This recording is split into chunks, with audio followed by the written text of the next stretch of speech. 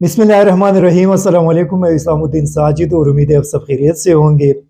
इमरान खान के ख़िलाफ़ इस वक्त 3 प्रोपेगंडे लॉन्च किए गए हैं और इसमें एक प्रोपेगंडा इंतहाई ख़तरनाक है।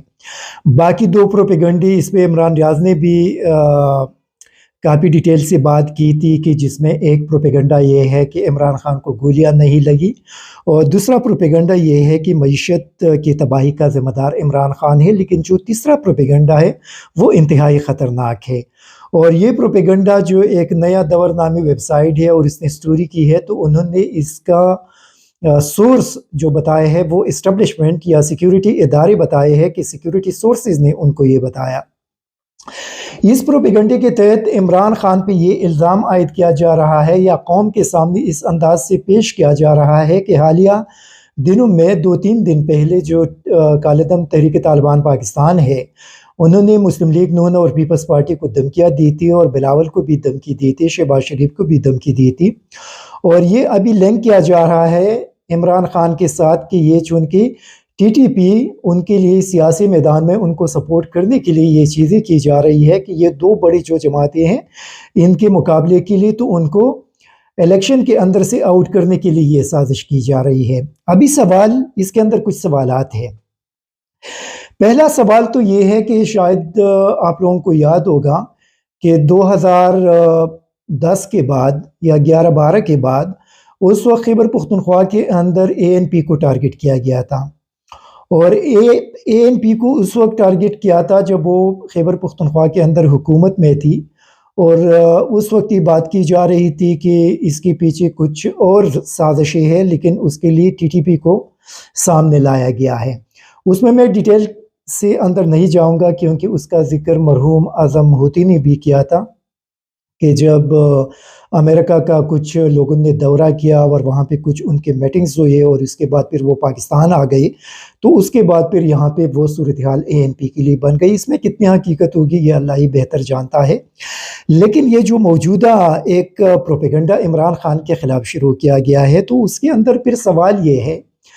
कि कुछ अरसे कबल जब रिजीम चेंज ऑपरेशन हुआ तो उसके बाद मुराद सईद ने कई मरतबा न सिर्फ अपने व्लॉग के अंदर बल्कि अपने प्रेस कॉन्फ्रेंसेस के अंदर ये वार्न किया था कि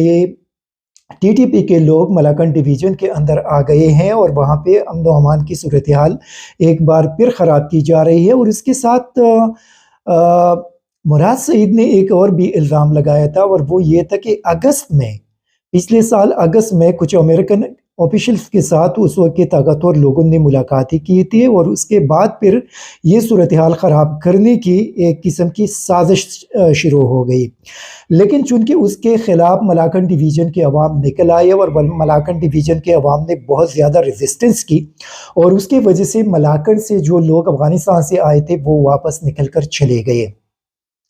लेकिन उस वक्त मुराद सईद ने ये भी वार्न किया था कि ये लोग पाकिस्तान के लिए ख़तरा बन जाएगा और ये जो आग यहाँ पे लगाने की कोशिश की जा रही है ये आग इस्लामाबाद और पाकिस्तान के दीगर इलाकों तक पहुँच जाएगा। और फिर आप लोगों ने देखा कि इस्लामाबाद तक वो चीज़ पहुँच गई, वहाँ पे खुदकुश हमलावर पहुँच गया, बलूचिस्तान के अंदर दहशतगर्द हमले शुरू हो गए,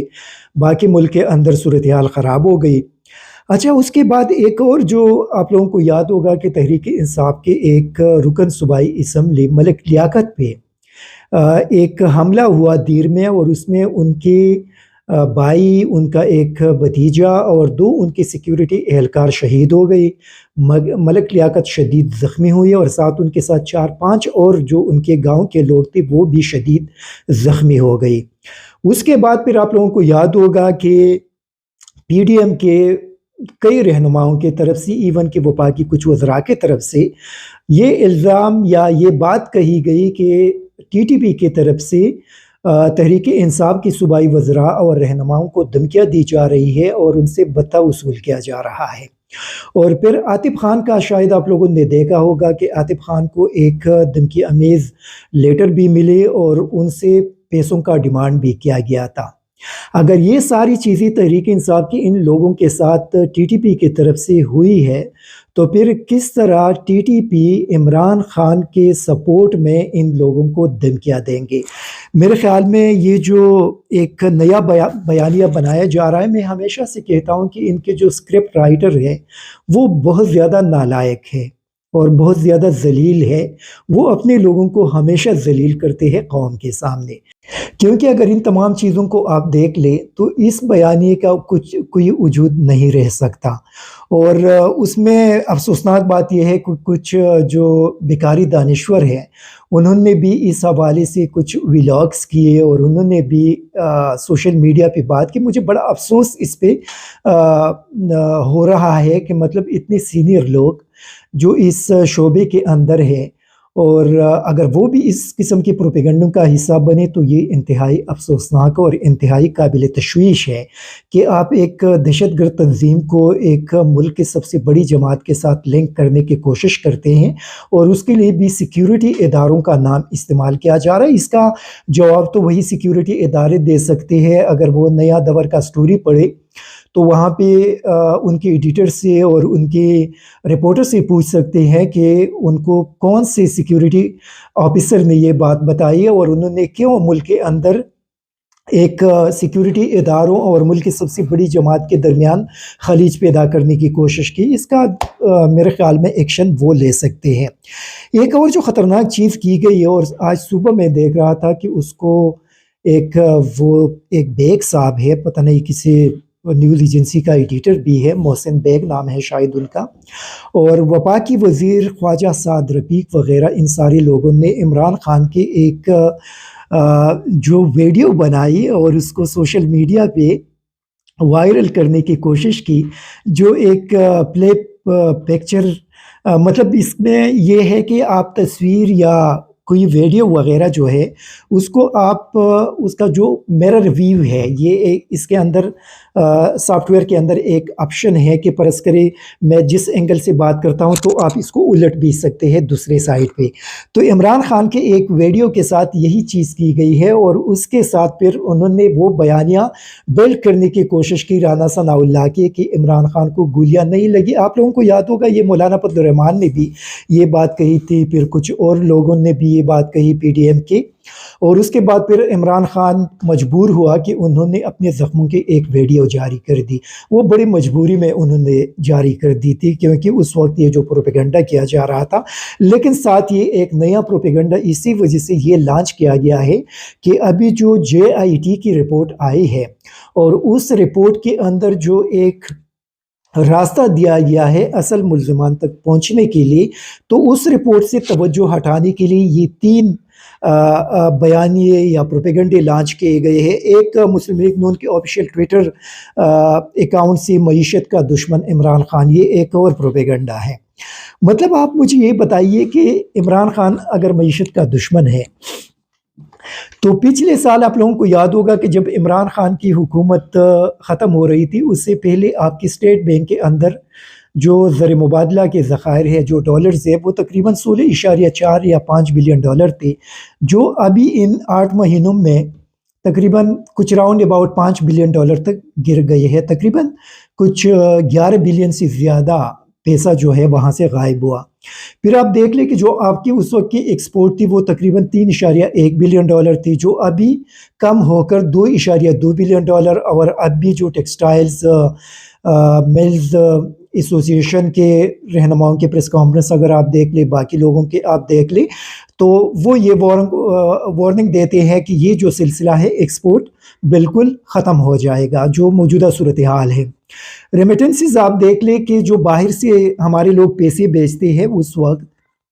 یہ 2.8 بلین ڈالر تھی مارچ میں، اور ابھی یہ 2.1 بلین ڈالر رہ گئی۔ انفلیشن کو آپ دیکھ لیں، جو مہنگائی ہے 12.7% اس وقت تھی، اور 30% آج کل ہے تقریباً۔ ڈالر اس وقت 178، اور ابھی جو بینک ریٹ یہ دے رہے ہیں 228 تک ہے، لیکن باہر مارکیٹ میں تقریباً 265 275 تک اس کی قیمت ہے۔ پھر آپ مجھے یہ بتائیے کہ عمران خان کے دور میں آٹے کی جو قیمت تھی وہ تقریباً 1200 لگ بھگ کی تھی، ابھی خیبر پختونخوا میں یہ 2800 ہے، سندھ کے اندر کراچی میں 3000 بتایا جاتا ہے، مطلب 2500 سے اوپر یہاں پہ اس کا جو ریٹ ہے وہ چل رہا ہے، تو 100% اس میں اضافہ ہوا۔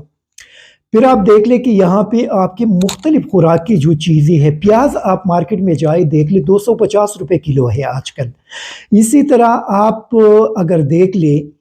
تو خوراک کی مختلف چیزوں کی جو قیمتی ہے اس میں تقریباً 50 سے لے کر 100 اور 200% تک اضافہ ہو چکا ہے۔ پھر اس کے ساتھ ساتھ آپ دیکھ لیں کہ آپ کے جو کارخانے ہیں وہ میں ایک پریس کانفرنس ان کا دیکھ رہا تھا اور وہ بتا رہے تھے کہ 50% جو ان کے کارخانے ہیں وہ بند ہو چکے ہیں اور لاکھوں کی تعداد میں لوگ اس سے بے روزگار ہو چکے ہیں۔ اسی طرح آپ دیکھ لیں کہ باقی مطلب جس سائٹ پہ آپ دیکھ لیں، جس سیکٹر کو آپ دیکھ لیں، وہ سیکٹر پچھلے 8 مہینے کے دوران تباہ ہو چکا ہے۔ تو اس کا دشمن جو معیشت کا ہے، اس کا دشمن عمران خان ہے یا اس کا دشمن پی ڈی ایم ہے؟ میرے خیال میں پاکستانی عوام بڑے باخبر ہے ان چیزوں سے اور ان کو دھوکہ نہیں دیا جا سکتا۔ اگر سب سے بڑا فائدہ معیشت کے بحالی سے ملا تو وہ اسحاق ڈار صاحب کو ملا۔ آپ لوگوں نے پڑھا ہوگا کہ قومی معیشت تو تباہ ہوا لیکن اسحاق ڈار صاحب کی اپنی ذاتی جو معیشت ہے وہ بحال ہو چکی ہے، اور 2017 میں جب وہ ملک سے فرار ہوئے تھے تو اس وقت ان کے اثاثے اور بینک اکاؤنٹ جو منجمد کر دیے گئے تھے اس کو عدالت نے دوبارہ بحال کر دیا ہے۔ تو اسحاق ڈار صاحب کو مبارک ہو، ان کو بڑا فائدہ پہنچا ہے، اور ان کے اپنی اس وقت کی حکومت میں ان کے ساتھ یہ چیزیں ہو گئی تھی اور آج ایک بار پھر ان کو ایک بڑا ریلیف ملا۔ وہ سینیٹر بھی یہاں پہ بنا، حل بھی اس نے اٹھایا، وہ پاکی وزیر بھی بن گئی، پاکستان کی اکانومی بھی اس نے تباہ کر دی، لیکن ان کی جو ذاتی اکانومی ہے وہ بحال ہو چکی ہے، اور ابھی اگر اس میں کچھ پیسے ہیں تو وہ نکال سکتے ہیں تاکہ اس کو ملک سے باہر کسی نہ کسی طریقے سے ٹرانسفر کرے۔ ایسا نہ ہو کہ پھر نیکسٹ کوئی اور حکومت آ جائے اور ان کے یہ کیسز دوبارہ بحال ہو جائے اور ان کا پیسہ پھر سے پھنس نہ جائے۔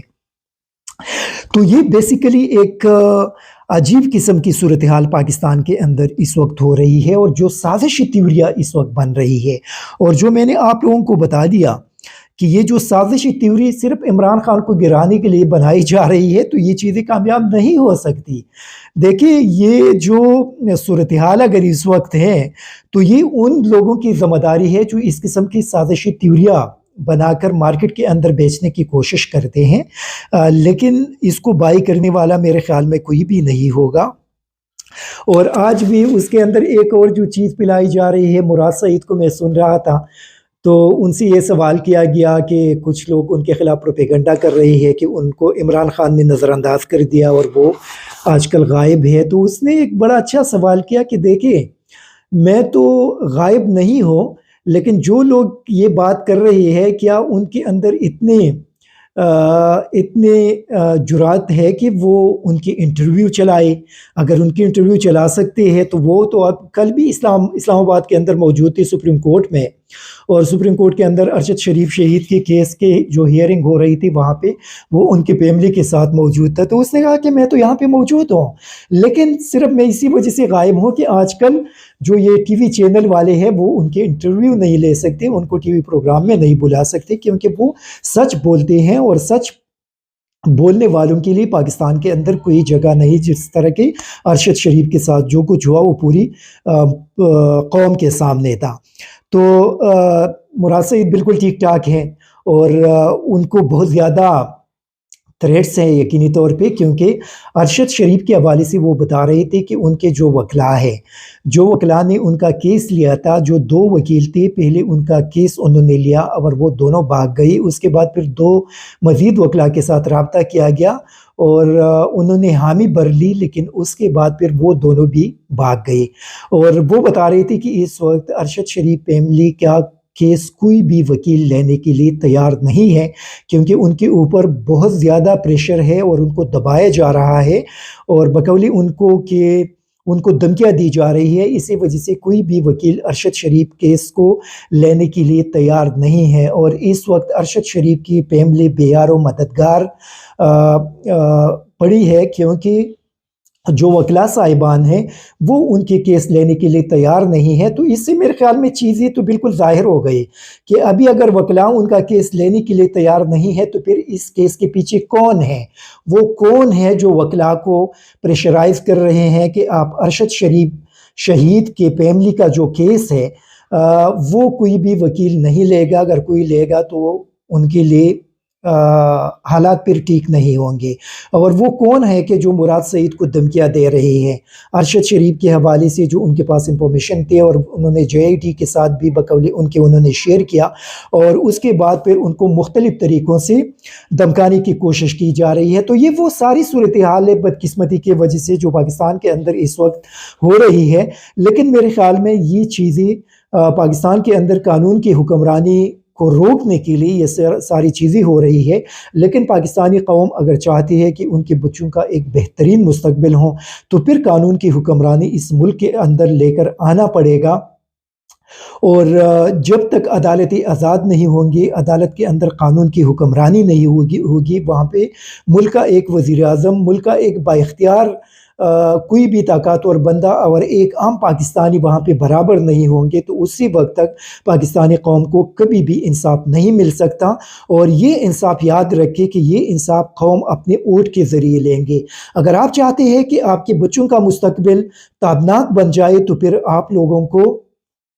ایک ایسی شخص کے ساتھ کھڑا ہونا پڑے گا جو پاکستان کے اندر قانون کی حکمرانی قائم کر سکتے ہوں۔ ایک ایسی شخص کے ساتھ آپ کو کھڑا ہونا پڑے گا جو خاندانی سیاستدان نہ ہو، جن کی پولیٹیکل پارٹی ان کے خاندان کے اندر نہ ہو، اور اس کے بعد ان کا بیٹا بیٹی اس پارٹی کا سربراہ بن جاتے ہیں، جن کے اثاثے ملک سے باہر لندن، دبئی، امریکہ اور یورپی ممالک میں پڑے نہ ہوں۔ اس قسم کے لوگوں سے آپ لوگوں کو دور رہنا پڑے گا، کیونکہ وہ لوگ ہمیشہ ذاتی مفادات کے لیے